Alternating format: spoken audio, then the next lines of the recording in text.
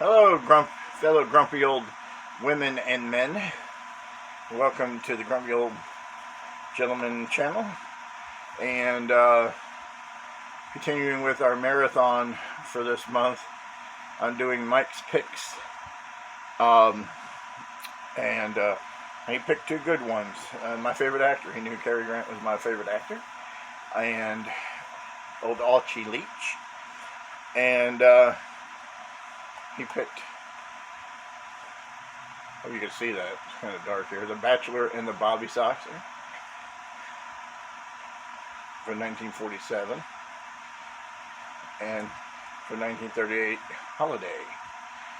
So, let's go ahead and talk about The Bachelor and the Bobby Soxer. Stars Cary Grant, Myrna Loy, Shirley Temple, Ray Collins, Rudy Valley, and Harry Davenport and Julian Sands as the boy who's interested in Shirley Temple. Okay, here's a movie I don't think would be able to be made today. It's a comedy, and it's based on the story was written by Sidney Sheldon, and it was directed by Irvin Reese, produced by Dor Sherry. But yeah, this is a film that I don't think could be made today. Basically, Cary Grant is he's an artist, and he lectures at a high school. And Shirley Temple's character is a teenager in high school who is a reporter, and she sees Cary Grant go up to the podium to give a lecture. She falls in love with him. So falls in lust with him, I guess. And back it up a little bit. At the beginning of the movie, Myrna Loy is a judge, and she is a very stern, tough judge. And Cary Grant's character, his name is Richard Nugent, is supposed to show up in court. He is late. He had gotten into a brawl at a club with somebody, and it starts confusion when she shows up. He makes a lot of noise walking into the court, sneaking in, and all that. And then he has to confront the judge. Shirley Temple is Myrna Loy's sister, and this is what causes problems in the movie, because she's infatuated with Richard Nugent. She follows him to his apartment, or finds out where he lives. The bellboy takes her up to the apartment, and she's waiting for him to come home. She falls asleep on the couch. Cary Grant comes home, and he does his routine, mixes a drink, gets his house coat on, he gets a book, and he's sitting in the chair getting ready to read, to relax before he goes to bed. And then he notices Shirley Temple laying on the couch. Of course, Rudy Valley, who plays the man who wants to be with Myrna Loy's character, who she is Judge Turner, Margaret Turner.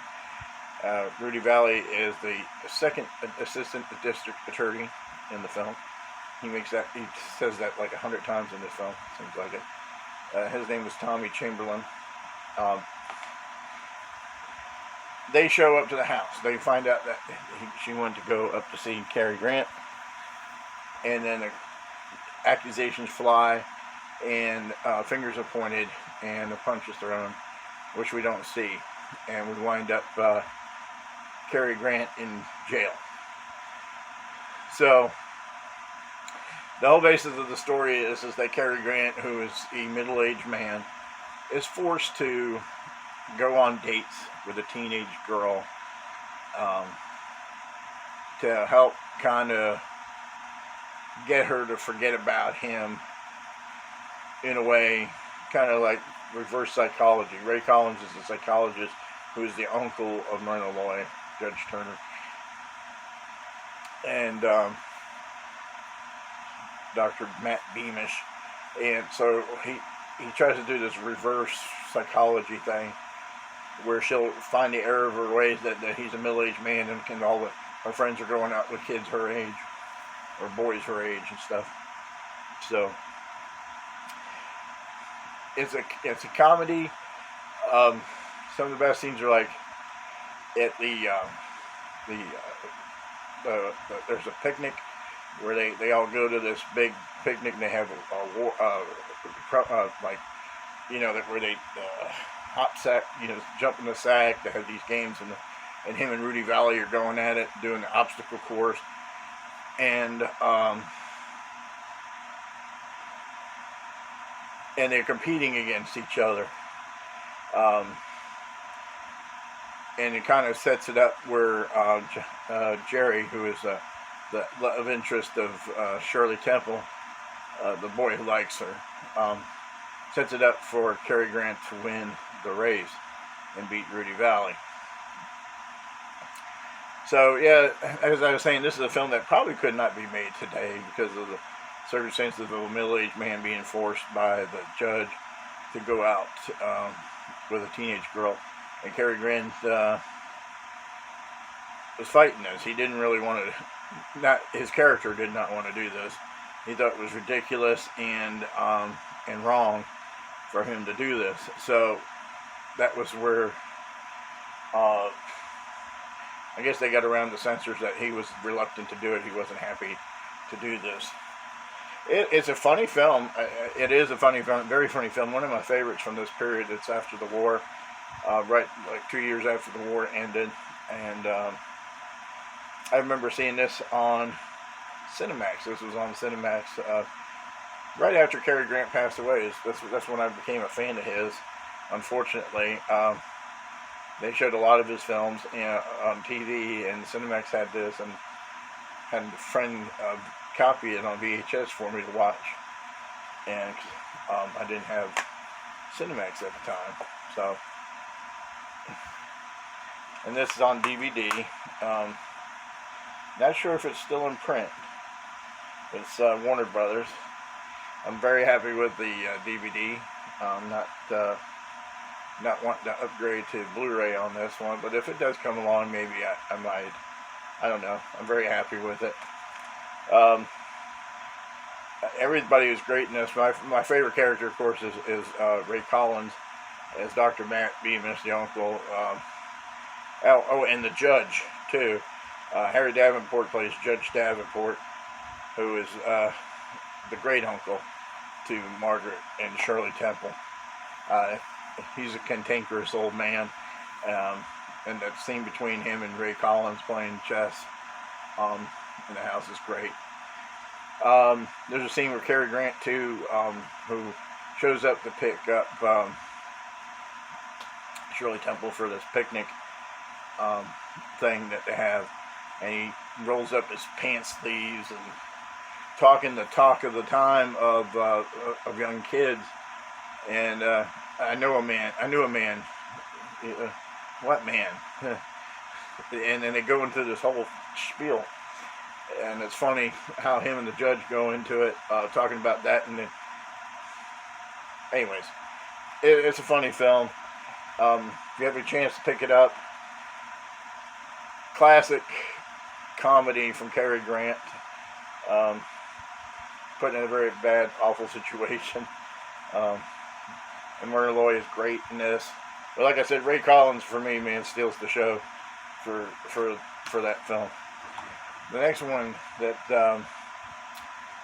Mikey picked was Holiday from 1938. This is a Criterion release. And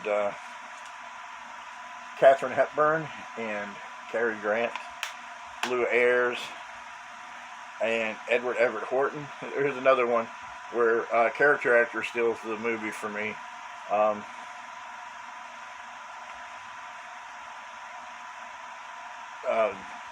Edward Everett Horton, always funny in these films.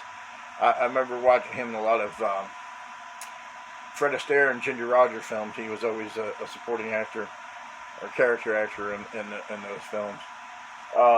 Doris Nolan plays Julia. That's the one right. Didn't mean to use the middle finger, but anyways, that one right. Her right there's Doris Nolan. Lou Ayres, as I said. Henry Coker as the father. Gene Dixon as Susan Potter, which is Edward Horton's wife in the film. Benny Barnes and Henry Daniell, the evil sounding and looking Henry Daniell, another character actor from the 30s and 40s. Cary Grant is a fish out of water, pretty much. He's a young man who has no financial background. Didn't come from big money. Didn't come from a family with big money. Pretty much a poor background, making it on his own, working, self-made man. And he meets Julia at Lake Placid, and they start dating, and then they want to get married. He comes to the house to meet the family, and it's a big mansion, and she has money. I guess he wasn't aware, and she never mentioned it to him that she came from money. Her family came from old money, so it's goes on from there, where he's trying to adjust. He feels uncomfortable because the father, insists on doing things for them, like getting the house, planning out their lives for him. And Cary Grant has his own way of doing things, or how he wants to do things. He doesn't want to work right away. He wants to see the world. Before he settles down, he wants to see things, do things. And that doesn't sit well with Julia, and it doesn't sit well with her father. Katharine Hepburn, who is in this, as plays Linda, the sister to Julia, is kind of like the black sheep of the family, I guess. And so is Lou Ayres. He's an alcoholic in this film, and she's not happy where she's at. She thinks the family's stale, and that Johnny is a breath of fresh air to the family, and is encouraging him to do whatever he wants to do. Well, they wind up falling in love at the end of the movie, because Doris just wants what she wants for herself and not for what Johnny wants. So it's a good film. It's about an hour and a half long. I watched it the other day, 95 minutes long, same as Bachelor and the Bobby Soxer. I bought this a few months ago. I watched the Criterion comes with the original film from 1930. Yeah, 1930, which pales in comparison to this film. It's worth a watch, but it's basically a stage play just filmed, and this is filmed. It's not stagey looking. It's not like that. And Edward Horton plays the same character in both films. He actually is in both films, and it's based on the play. And this is, I think, the second film that these two were, Cary Grant and Katharine Hepburn, together. They did 4 films together. They did Sylvia Scarlett, which was a bomb, didn't do well at the time in the box office. Still considered not a great film, because you couldn't buy Katharine Hepburn as a boy in the film. They did Holiday, they did Bringing Up Baby, and they did The Philadelphia Story. And Bringing Up Baby also bombed at the movie theater, but it is now considered a classic comedy, screwball comedy. Cary Grant shows off his acrobatics. Before Cary Grant became an actor, he did acrobatics. He was in a lot of little shows, walking on stilts and flipping and doing tricks like that, and he shows it off here a few times in this film. The transfer on here is very grainy, I guess because of the print. Let me see here. Get the booklet out. And I bought this, and I did not watch the film on the Criterion until the other day. Okay. is a new digital restoration that was undertaken by Sony Pictures Entertainment. A new digital transfer was created at Cineric in New York on the facility's proprietary 4K high dynamic range wet-gate film scanner from a 35 nitrate duplicate negative and a 35mm nitrate print, both preserved at the UCLA Film and Television Archives.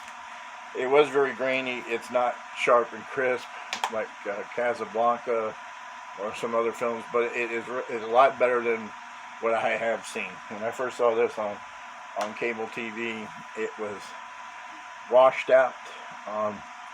Some scenes were washed out, where it's all white. There was something light coming into the room, like my face right now. It's all washed out. That's how it was back then. And then I bought it on DVD, and it was a bit of an improvement, but this was a lot better. So, thank you, Mike.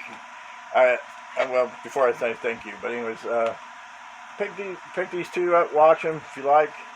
If you like classic films, you like Cary Grant, these are two films to get. Another one I would suggest is Mr. Blandings Builds His Dream House. Is another funny one with Melvin Douglas. So, anyways, I'm rambled on too much here. Almost 17 minutes. Thank you for watching. Thank you, Mike, for the great picks. And then I think my next one is going to be Jay's pick. And looking forward to them. It's Chinatown and the Beatles' Help. So, peace out.